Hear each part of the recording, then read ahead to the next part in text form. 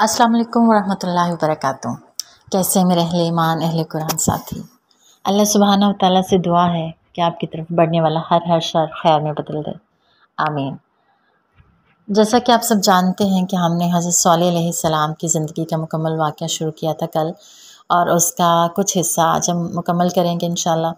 तो आइए चलते हैं, बढ़ते हैं इस कहानी की तरफ और देखते हैं कि सॉलेह अलैहिस्सलाम की कौम के साथ क्या वाक़यात पेश हैं। अल्लाह सुब्हानहू व तआला ने सूरह कमर की आयत नंबर 27 और 28 में फ़रमाया, ए सॉलेह, हम उनकी आजमाइश के लिए ऊँटनी भेजने वाले हैं, सो तुम उनको देखते रहो और सब्र करो और उनको आगाह कर दो कि उसमें पानी की बारी मुकर्रर की गई है। हर बारी वाले को अपनी बारी पर आना चाहिए। सामीन इकराम, ये वाक़या कुछ यूँ है कि उनके सॉलेह अलैहिस्सलाम की कौम ने सिर्फ़ उनको ज़िच करने के लिए, तकलीफ़ देने के लिए, मजाक उड़ाने के अंदाज़ में कहा कि अगर तुम सच्चे नबी हो तो चलो हमें ये सामने वाले पहाड़ से ऊँटनी, ज़िंदा ऊँटनी निकाल के दिखाओ। उसके बारे में अल्लाह सुब्हानहू व तआला ने सूरह कमर में अपने नबी से फरमाया कि हम उनके आजमाइश के लिए ऊँटनी भेज देंगे। हज़रत सॉलेह अलैहिस्सलाम की कौम ने जब ये अनहोनी सी फरमाइश की तो सॉलेह अलैहिस्सलाम ने फरमाया, अगर मैं आपका मुतालबा इसी अंदाज से पूरा कर दूँ जैसे तुमने कहा है, तो क्या तुम वाकई इस दीन पर ईमान ले आओगे जो मैं लाया हूँ, और इन अमूर में मेरी तस्दीक करोगे जिन्हें देकर मुझे मबूस किया गया है, यानी मुझे नबी बनाया गया है। उन लोगों ने कहा, हाँ, हम तुझ पर ईमान लाएंगे और तेरी बातों की तस्दीक करेंगे।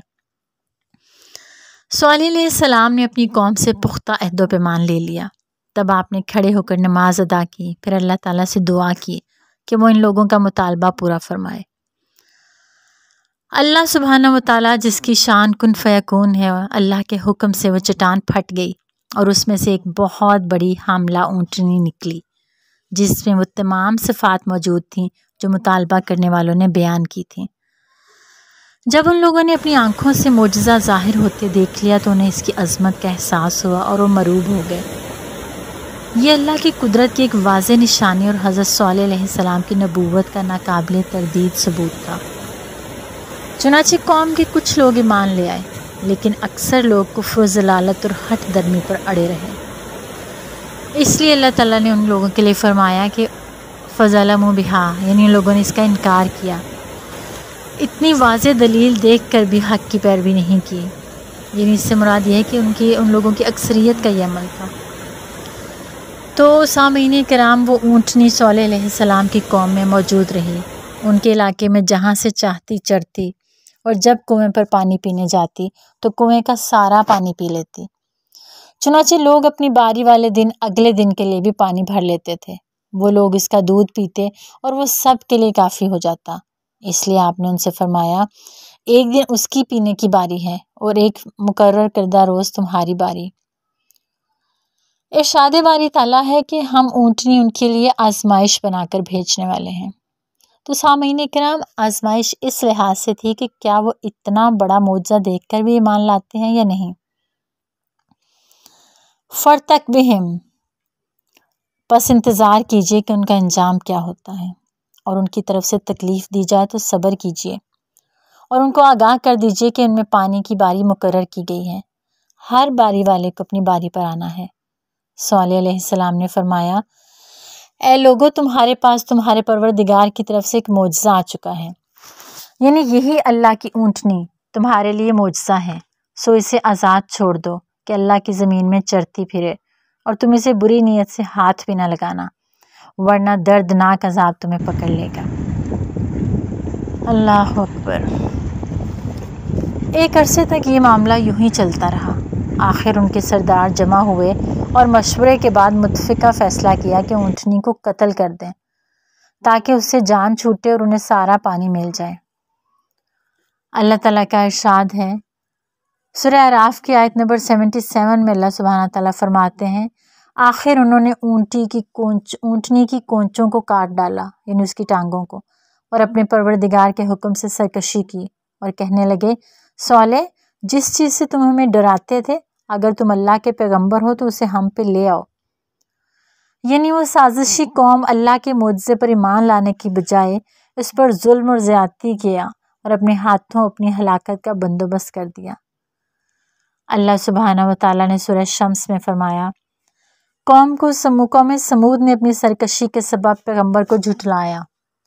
جب ان میں سے ایک نہایت بدبخت اٹھا تو اللہ کے پیغمبر صالح نے ان سے کہا کہ اللہ کی اونٹنی اور اس کے پینے کی باری سے ڈرو اور احتیاط کرو، مگر انہوں نے پیغمبر کو جھٹلایا اور اونٹی کی کونچیں کاٹ دیں۔ پھر اللہ نے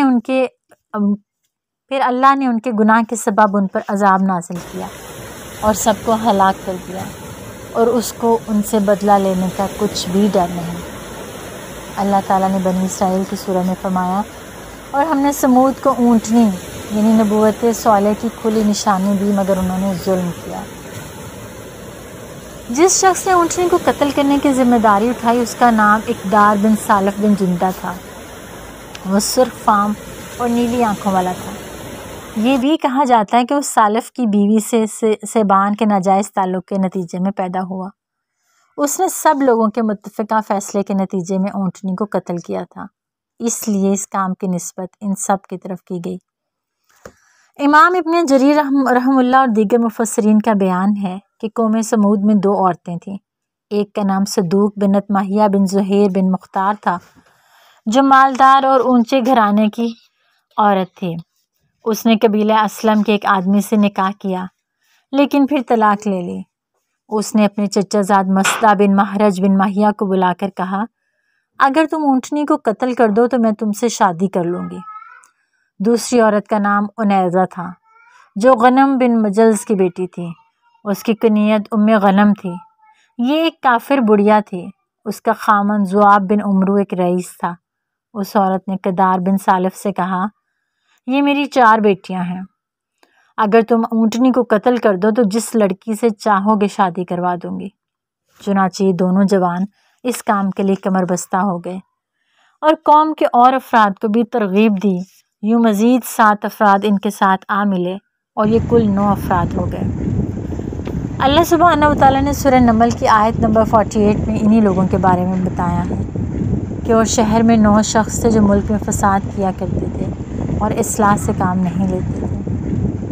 ان 9 افراد نے باقی قبیلے کو بھی ساتھ ملانے کی کوشش کی تو لوگوں نے تائید کی۔ وہ اونٹنی کو قتل کرنے کے لیے گھات میں بیٹھ گئے۔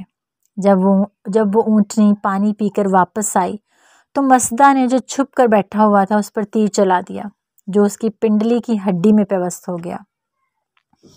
انیزہ اور اس کی بیٹیاں بھی قدار کی حوصلہ افزائی کرنے کے لیے آ گئیں اور انہیں جوش دلانے کے لیے اپنے چہروں سے نقاب الٹ دیے۔ قدار بن سالف نے جلدی سے اونٹنی پر تلوار سے حملہ کیا اور اس کی کونچیں کاٹ دیں۔ وہ زمین پر گر پڑی اور زور سے آواز نکال لی، جس سے اس کا بچہ چوکنا ہو گیا اور دور پہاڑ پر چلا گیا اور 3 بار بلبلایا۔ قدار نے اونٹنی کے گلے پر نیزہ مار کر اسے قتل کر دیا۔ یہ تفسیر ابن کثیر میں ہے۔ حضرت عبداللہ بن زمع رضی اللہ عنہ سے روایت ہے کہ رسول اللہ صلی اللہ علیہ وآلہ وسلم نے خطبہ کے دوران میں اونٹنی کا اور اسے قتل کرنے والے کا ذکر کیا اور فرمایا، اسے قتل کرنے کے لیے ایک بہادر سردار اٹھا جس کی بات مانی جاتی تھی، جیسے قریش میں ابو زمع ہے۔ حضرت عمار بن یاسر رضی اللہ عنہ سے روایت ہے کہ رسول اللہ صلی اللہ علیہ وآلہ وسلم نے حضرت علی رضی اللہ عنہ سے فرمایا، کیا میں تجھے نہ بتاؤں کہ سب سے زیادہ بدبخت کون ہے؟ انہوں نے کہا، جی ہاں فرمائیے۔ نبی کریم صلی اللہ علیہ وآلہ وسلم نے فرمایا، وہ 2 شخص ہیں، ایک تو سمود کا سرخ فام آدمی جس نے اونٹنی کو قتل کیا تھا، اور ایک وہ جو تجھے اے علی اس جگہ یعنی سر پر ضرب لگائے گا جس سے یہ داڑھی تر ہو جائے گی۔ اللہ اکبر۔ ان کے اس قول میں کئی انداز سے کفر کا واضح اظہار ہے۔ ان لوگوں نے سمود کی قوم نے ممنوع کام کا ارتکاب کر کے اللہ اور اس کے رسول کی نافرمانی کی، مخالفت کی، اونٹنی کو ہلاک کر دیا جسے اللہ نے اس کے لیے آیت یعنی نشانی اور معجزہ بنایا تھا۔ قوم سمود نے ایک ایسا کام کیا جس سے عذاب جلدی آ جائے، لہٰذا وہ 2 وجہ سے اس کے مستحق ہو گئے۔ ایک اس لیے کہ اللہ تعالیٰ نے عذاب کی شرط بیان فرمائی تھی کہ اونٹنی کو کسی طرح کی تکلیف نہ دینا ورنہ تمہیں جلد عذاب آ پکڑے گا۔ دوسری وجہ یہ ہے کہ انہوں نے عذاب کے جلد آ جانے کا مطالبہ کر دیا۔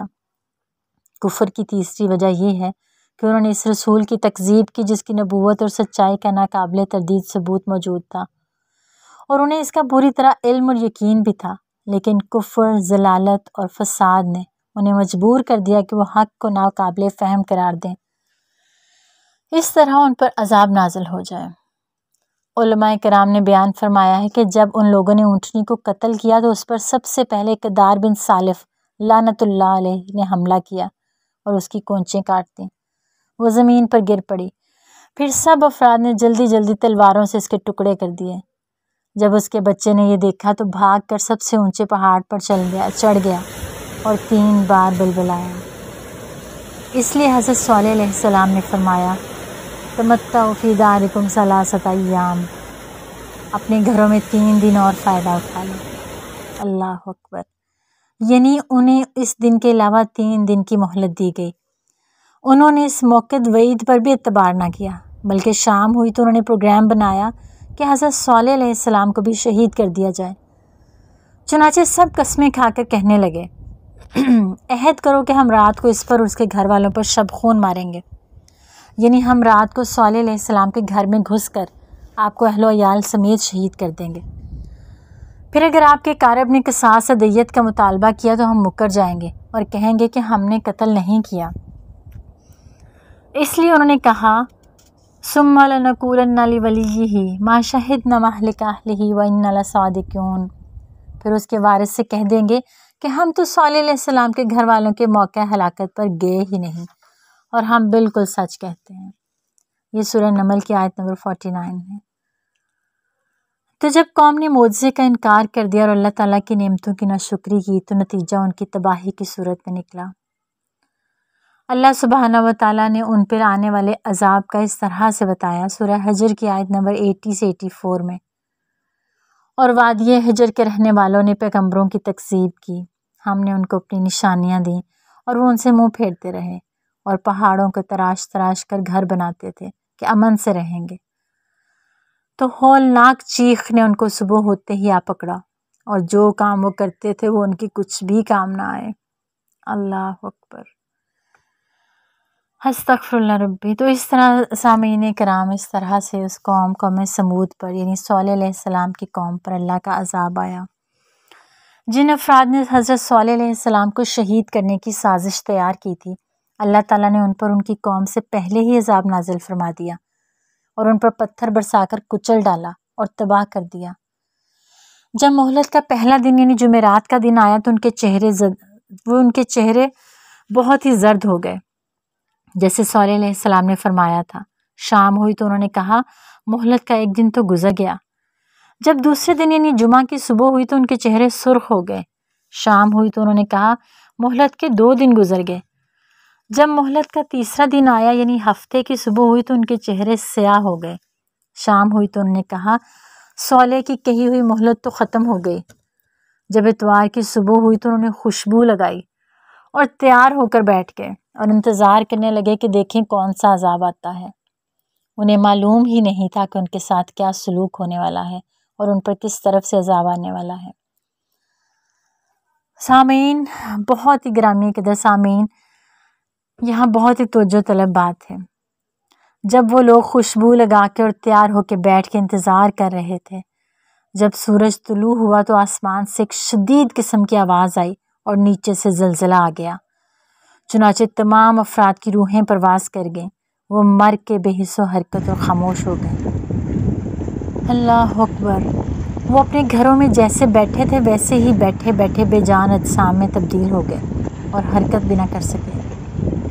ان میں سے صرف ایک لونڈی زندہ بچی جو چلنے پھرنے سے معذور تھی، اس کا نام کلبہ بنت سلک تھا اور اسے ذریعہ بھی کہتے تھے۔ وہ پکی کافرہ تھی اور صالح علیہ السلام کی سخت دشمن تھی۔ جب اس نے عذاب دیکھا تو اسے چلنے کی طاقت مل گئی، چنانچہ وہ انتہائی تیزی سے بھاگی حتیٰ کہ عربوں کے ایک قبیلے کے پاس جا پہنچی۔ اس نے تمام چشمدید واقعہ سنایا اور قوم پر آنے والے عذاب کی خبر دی، پھر پانی مانگا۔ جب اس نے پانی پیا تو وہ بھی مر گئی۔ اللہ تعالیٰ نے فرمایا کَأَن لَّمْ يَغْنَوْا فِيهَا، یوں محسوس ہوتا ہے کہ وہ کبھی یہاں بسے اور آباد ہی نہیں ہوئے۔ یعنی سمود کی قوم اس طرح سے فنا ہو گئی گویا وہ کبھی تھے ہی نہیں۔ حضرت صالح علیہ السلام نے قوم کی تباہی اور بربادی پر نہایت غم اور حسرت کا اظہار فرمایا۔ اللہ تعالیٰ نے ان کی اس کیفیت کو یوں بیان فرمایا سورہ اعراف میں، پھر صالح ان سے نا امید ہو کر پھرے اور کہا، ہے میری قوم، میں نے تم کو اللہ کا پیغام پہنچا دیا اور تمہاری خیر خواہی کی، مگر تم ایسے ہو کہ خیر خواہوں کو دوست نہیں رکھتے۔ صالح علیہ السلام نے قوم کے ہلاک ہو جانے کے بعد قوم سے مخاطب ہو کر بطور افسوس و حسرت یہ فرمایا، میری قوم، میں نے تمہیں اپنے رب کا پیغام پہنچایا تھا اور تمہارا بھلا چاہا تھا، یعنی میں نے ہر ممکن طریقے سے تمہیں راہ ہدایت پر لانے کی پوری کوشش کی، اپنے قول، عمل اور نیت سے انتہائی خواہش مند تھا، لیکن تم لوگ نصیحت کرنے والوں کو پسند نہیں کرتے، یعنی تمہاری فطرت نہ حق کی طالب تھی نہ اسے قبول کرتی تھی، اس لیے تم اس دردناک عذاب کا شکار ہو گئے جس میں تم ابد تک مبتلا رہو گے۔ اب میں کسی طرح بھی تمہیں اس عذاب سے نہیں چھڑا سکتا، میں نے اپنا فرض ادا کر دیا، یعنی تمہیں اللہ کا پیغام پہنچا دیا اور تمہاری خیر خواہی کی، میں یہی کچھ کر سکتا تھا، اس کے بعد اللہ جو چاہتا ہے کرتا ہے۔ اللہ اکبر۔ تو یہ تھی قوم سمود یعنی حضرت صالح علیہ السلام کی قوم کی کہانی اور ان کا دردناک انجام۔ اللہ سبحانہ و تعالیٰ سے دعا ہے کہ اللہ تعالیٰ ہمیں ان لوگوں میں شامل کرے جن پہ اللہ راضی ہوئے اور اللہ کا خاص انعام نازل ہوا، اور اللہ سبحانہ و تعالیٰ ہمیں ان لوگوں میں شامل نہ کرے جن میں اللہ کا غضب نازل ہوا۔ آمین۔